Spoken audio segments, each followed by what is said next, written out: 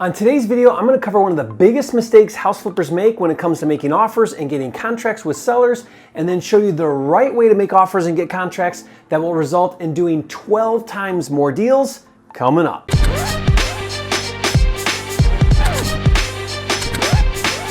For a limited time, you can get a free copy of Jerry Norton's Quick Start Kit with everything you need to flip your first house in 30 days or less. Download it now at myquickstartkit.com. Hi, it's Jerry Norton with FlippingMastery.com, and if you're new here to make more money in less time flipping real estate so you can live your dream life, subscribe to my channel, click the bell icon to get notified when new videos are released. The following question was recently posted by Nick about making offers. My current process of making an offer on a property is going to an appointment, looking at what needs to be repaired, and then letting them know that I need to run this by some of my contractors and I will get back to you with an offer. Do some of you have DocuSign up and ready or a paper contract pre-filled out and talk about the price right then and there and go for the signing? I would love to hear how you guys make the offer and get the contract signed. Thanks. Great question, Nick. In other words, do you do the due diligence first and then get the contract, or do you get the contract first and then do the due diligence? Most people follow what Nick is currently doing and they do their due diligence first in order to get to a solid offer price and then make the offer and get the contract. And this just seems natural, right? I mean, if you're going to go under contract with a seller, don't you want to make sure you have a really good offer price? But I think this approach is a huge mistake for two major reasons. The first problem with doing due diligence first before getting the contract is it's extremely time consuming, and without the contract, it's not a good use of time. Think about all of the time it takes to meet a seller or an agent in person at the property, run comps, and the most time consuming of all is calculating repairs. You can spend hours meeting and getting bids from contractors and measuring and going to Home Depot.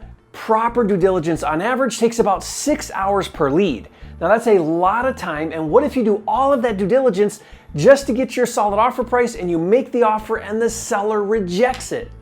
Now if that's ever happened to you, leave a comment and let me know. Listen, my number one rule when it comes to acquisitions or acquiring a deal is this: spend the least amount of time possible until you have a written contract. Let me say that again. Spend the least amount of time possible until you have a written contract. That means you should get to the contract with the seller as soon as possible and as quickly as possible. Now stay with me and I'll show you how.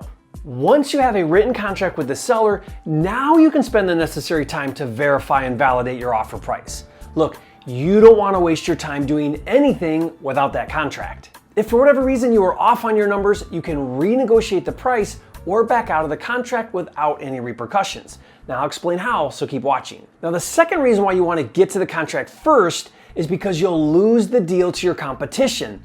In most cases, especially in a hot market, speed is the name of the game. The first one to the contract wins. If you get a lead and you meet a seller and you leave without the contract for whatever reason, and I come to meet the seller after you or another experienced wholesaler, guess what? While you're doing your due diligence, I'm locking up the deal. So what exactly does it look like and how do you get to the contract first?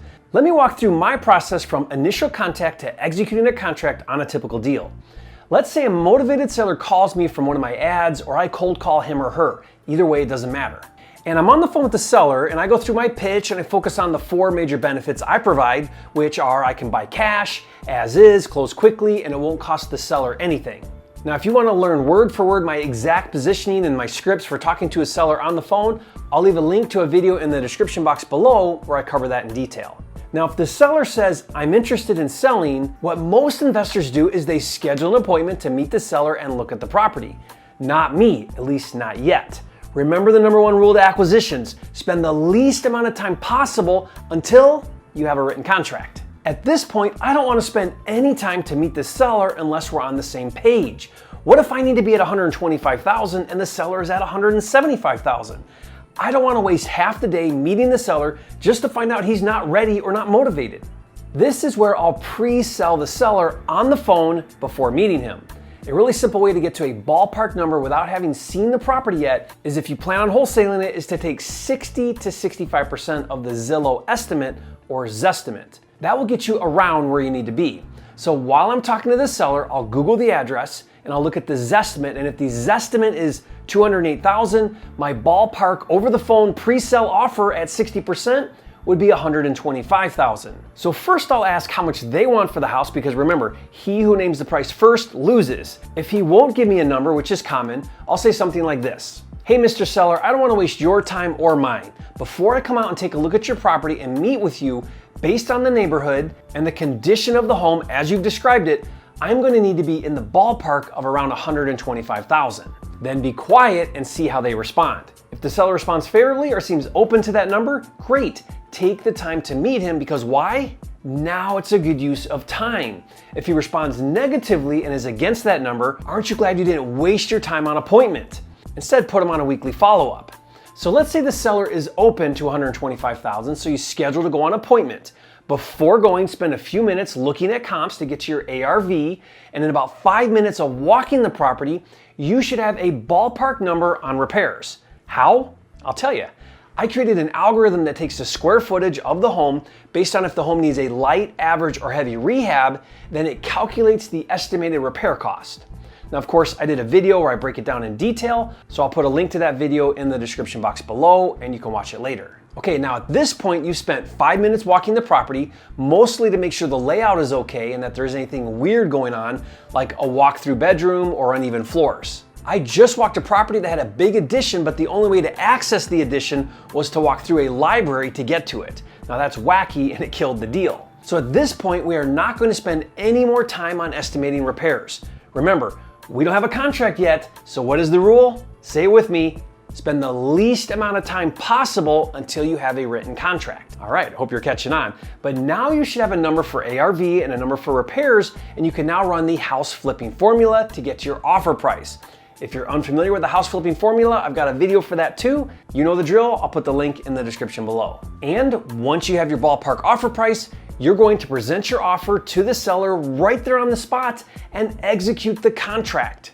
Do not leave without the contract. Have a pre-filled out contract ready to go. If you need a template contract, I'll give you mine for free, link in the description.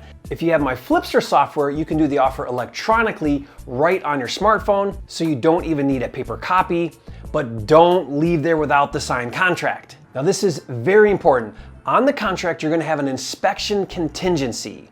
Now I usually do 10 days. That means you've got a fully executed contract with the seller so he can't sell it to anyone else, and you have 10 days to now do your due diligence. If for whatever reason during your due diligence, during those 10 days, if the deal doesn't work, you can back out of the contract without any repercussions. Simple as that.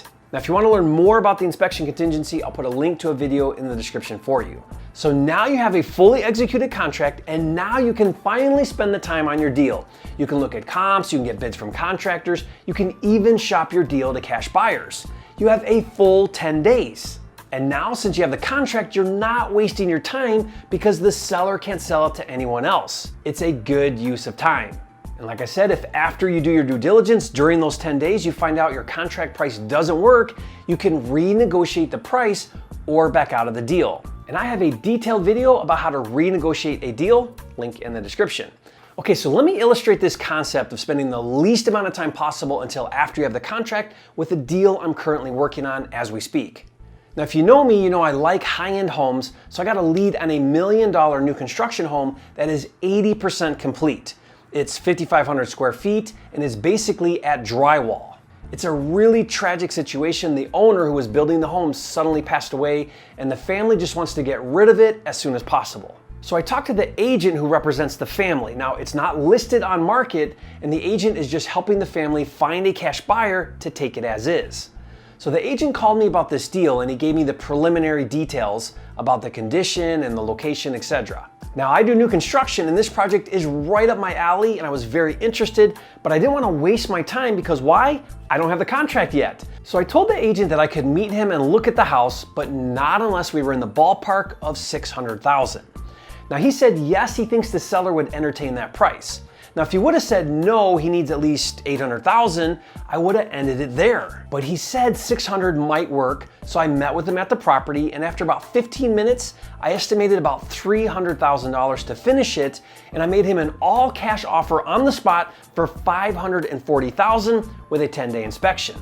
Now I was straight up with him and I said, I think it needs about $300,000, but I need to get my contractors over here and get me bids, which he understood that made sense to him. So he presented the offer to the family last night, and the family countered back at $650,000, which I countered back at $575,000.